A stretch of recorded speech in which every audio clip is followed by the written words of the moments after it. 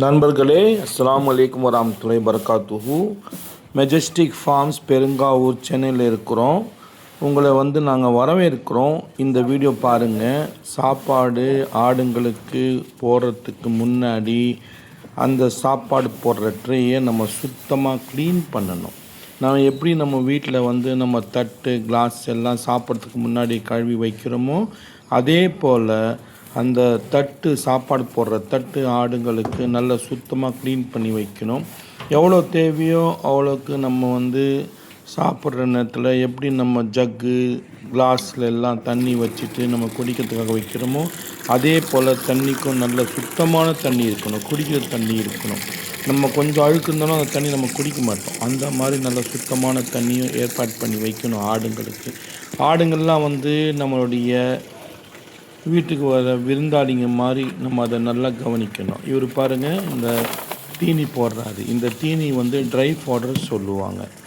இந்த try fodder நல்ல இது மக்காச்சோளம் இருக்கும், பாஜ்ரா இருக்கும், ஜாவர் இருக்கும், கோதுமை இருக்கும், அரிசி இருக்கும், மூக்கடலை, பட்டாணி, சோயா, வேர்க்கடலை, காராமணி, பல விதமான பொருட்கள் இருக்கும், தவிடு இருக்கும்.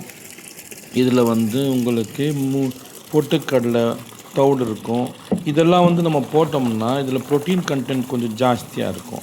அந்த மக்காச்சோளமும் மூக்கடலையும் பட்டாணியும் அது காராமணியும் போடுறதுக்கு முன்னாடி ஒரு 6 ஹவரோ 4 ஹவரோ இந்த போட்டு ஊற வைக்கணும். அந்த தீனி நம்ம டப்பாவில் போட்ட பிறகு அதை நல்லா விரித்து வைக்கணும். பாருங்கள், இவர் கொண்டு தீனி போடுறாரு. தீனி போட்ட உடனே என்ன பண்ணுவார், அந்த தீனியை நல்லா பரவி விடுவார். அப்போ தான் சாப்பிட்றதுக்கு நல்ல வசதியாக இருக்கும், ஈஸியாக இருக்கும் ஆடுங்களுக்கு. நம்ம எப்படி பல விதமான பொருட்கள் போட்டு பிரியாணி சாப்பிட்றோமோ அந்த மாதிரி தான் இது அவ்வளோ ருசியாக இருக்கும். நம்ம கறி போடுவோம், கொத்தமல்லி, புதினா, இஞ்சி, பூண்டு, பல விதமான மிளகா, பல விதமான தூளுங்க போட்டு நம்ம எப்படி ரசித்து சாப்பிட்றோம், அதே மாதிரி இந்த ஆடுகளை இந்த மாதிரி நம்ம தீனி கலப்படமாக போட்டோம்னா அதுவும் ரசித்து சாப்பிடும். எப்படி ஓடி வருது பாருங்கள் எல்லா ஆடுகளும். ஒரு விருந்துக்கு நம்ம எப்படி பண்ணுவோம், நேரம் ஆயிடுச்சுன்னா நேராக ஓடி போயிட்டு பந்திங்களுக்கு போய் உட்காந்துருவோம் சேரில். நல்ல உபசரிப்பு பண்ணுவாங்க நம்மளை. அதே மாதிரி தான் நம்ம ஆடுங்களையும் நம்ம விருந்தாளிங்க பாருங்க நினச்சிட்டு நல்லபடியாக உபசரிக்கணும். பாருங்கள், இந்த ஆடுகள்லாம் ஒரு பொறுப்பாக ஒரு டிசிப்ளினாக உட்காந்து சாப்பிடுது பாருங்கள். நம்மக்கிட்ட எப்படி டிசிப்ளின் நம்ம பண்ணிக்கிறோமோ ஒரு விருந்துக்கு போனால் அதே மாதிரி நல்லா அழகாக டிசிப்ளினாக சாப்பிடும். ஒரு இடத்துலேருந்து இன்னொரு இடத்துல குதித்து சாப்பிடும். நல்ல பொறுமையாக அழகாக சாப்பிடும். அதுக்கு ஏற்ற மாதிரி நம்ம கவனிக்கணும். அந்த ஆடுங்களை சாப்பிடும்போது எதுக்காக கவனிக்கணும்னா, ஏதாவது ஒரு ஆடு சரியான முறையில் சாப்பிடல கொள்ளலைன்னா அதுக்கு பிரச்சனை ஏதாவது இருக்குதுன்ற அர்த்தம். அந்த ஆடுங்களை நம்ம என்ன பண்ணணும், பிரித்து வைக்கணும். அதுக்கு நோய் இருந்ததுன்னா அதெல்லாம் நம்ம பராமரிக்கணும். அதுக்கு ஏற்ற மாதிரி நம்ம வைத்தியம் பண்ணணும். இது பாருங்கள், இப்போ கொண்டு எவ்வளோ ஒரு அன்னக்கூடையில் கொண்டு தீனி போடுறாரு. அந்த தீனி போட்ட பிறகு அவர் என்ன பண்ணுறாரு பாருங்கள், இங்கே அந்த தீனியை நல்லா பரவி விடுறாரு. பரவி விட்ட பிறகு தான் அந்த ஆடுகளை ஏற்பாடு பண்ணுறாரு இங்கே சாப்பிட்றதுக்கு.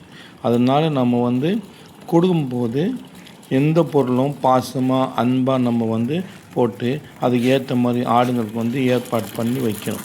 தண்ணி பாருங்கள், அதுவும் இனி சாப்பிட்ட உடனே ஆடுங்க என்ன பண்ணணும், கொஞ்சம் தண்ணி குடித்தா தான் அந்த தண்ணி குடித்த பிறகு அந்த தீனி ஈஸியாக குழாயில் சாப்பிட்ற குழாயில் இறங்கும், வயிற்றுக்குள்ளே போயிடும். நம்ம அந்த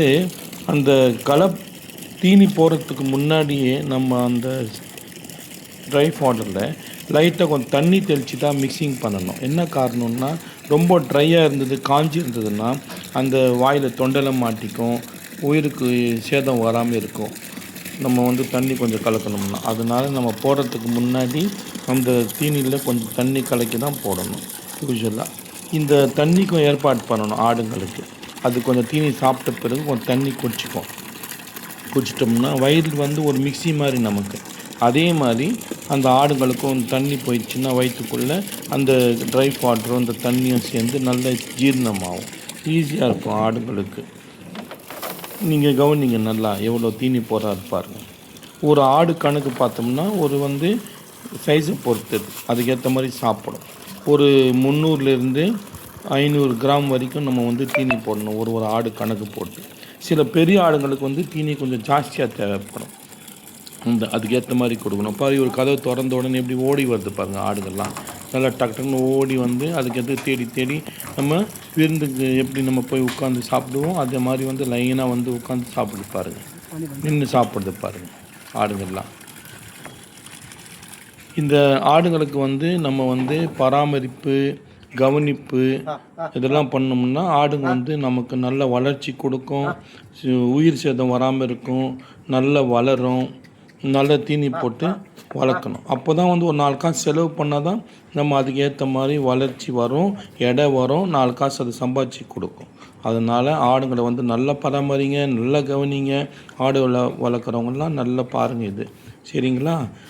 அது பார்த்து முடிஞ்ச பிறகு அந்த சாப்பிட்டு முடிச்ச பிறகு அந்த தட்டு திருப்பி க்ளீன் பண்ணி வைக்கணும் நீங்கள். அப்போ தான் வந்து அதில் பூச்சி கீச்செல்லாம் வராமல் இருக்கும், பூச்சி விழாமல் இருக்கும், எறும்பெல்லாம் வராமல் இருக்கும், சரிங்களா? நல்ல கவனிங்க. இதெல்லாம் இந்த மாதிரிலாம் பண்ணணும் இன்ஷா அல்லாஹ். அஸ்ஸலாமு அலைக்கும் வரஹ்மத்துல்லாஹி வபரகாத்துஹு.